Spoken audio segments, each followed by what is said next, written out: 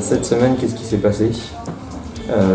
Plein de choses que j'ignore et un certain nombre de choses que j'ignore pas.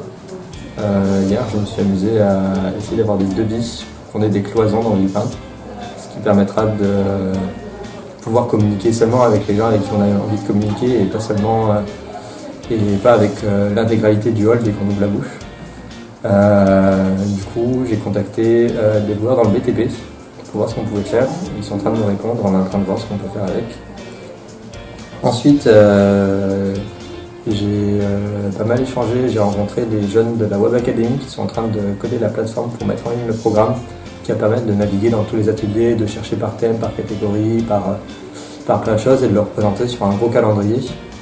Et du coup, là, donc ils ont livré à la fois l'arrière-plan et le site en lui-même. Et maintenant, on est en train de faire toutes les corrections avant le déploiement. Les grosses nouvelles, ça concerne tout ce qui est logistique et inscription, parce qu'on s'approche de plus en plus des 5000 inscrits, en tout cas des 5000 personnes qui ont manifesté leur volonté de venir à l'accueil en remplissant le formulaire d'inscription. Et maintenant, quand je dis on s'y approche, ça veut dire qu'on est à 4900. Maintenant, tout le travail, c'est de faire en sorte que ces 4900 passent de j'ai manifesté mon envie de venir à l'accueil à je viens à l'accueil. Et du coup, tout le travail est en cours de s'assurer qu'ils confirment leur inscription, qu'ils règlent leur inscription et qu'ils soient mis sur toutes les bonnes listes pour être au courant. Sur les auberges, du coup, on sait quelle capacité d'hébergement on a, à savoir plus de 600 lits. Maintenant, on a commencé à les remplir avec les différents groupes. Et tout le travail, c'est de faire la procédure de rooming, donc commencer à associer à chaque participant une auberge pour justement pouvoir communiquer à chaque participant là où il sera logé et nous savoir un petit peu plus de la répartition et des flux géographiques qui vont avoir lieu pendant l'accueil. En parallèle de ça, on a tout ce qui est hébergement participatif parce qu'on a moins d'1 millier d'hébergements en auberge. Par contre, on recherche quasiment 3 fois plus en hébergement participatif.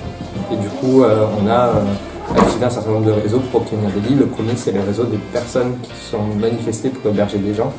Le deuxième réseau, c'est le réseau des participants inscrits à l'accueil qui sont parisiens et qui sont susceptibles d'accueillir quelqu'un. Et ensuite, c'est tous les réseaux de nos connaissances pour essayer de mobiliser le plus possible. Et ça se remplit de plus en plus. Et au fur et à mesure qu'on fait des points réguliers entre les différents groupes de travail, on arrive à affiner le nombre de personnes dont on a besoin d'héberger. En lien avec ça, on a lancé la semaine dernière le Challenge Bus. En tout cas, là, on a annoncé effectivement quels étaient les trajets des bus, qui est encore en cours de finalisation. Mais aujourd'hui, on sait à peu près combien de villes sont des villes départ et quels sont les horaires. Et du coup, ça va être un outil important pour la mobilisation. Et du coup, si quelqu'un habite en France, hors de Paris, peut voir quel est le bus le plus proche de chez lui pour pouvoir mobiliser. Et ensuite, le dernier point que j'avais à dire, c'est sur l'organisation de l'audiovisuel. Donc, on a toute la récupération du matériel qui est en cours, que ce soit du côté logistique ou côté audiovisuel, où on est à la recherche de caméras, de matériel, de manière à pouvoir d'une part faire des tests et ensuite récupérer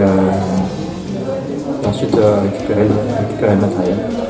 Et sans doute la chose la plus importante, c'est le week-end de formation des bénévoles qui a eu lieu le week-end dernier. C'était trop cool. Et il va y avoir plein de vidéos qui vont sortir de ça, et du coup, il faut pas en parler.